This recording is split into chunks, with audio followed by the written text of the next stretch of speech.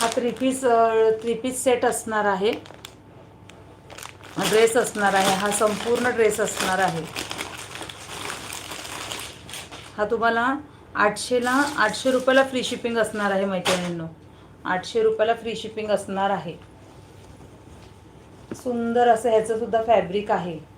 हा L XL double एक्सेलवाल्या ताईंनी book करायचा आहे.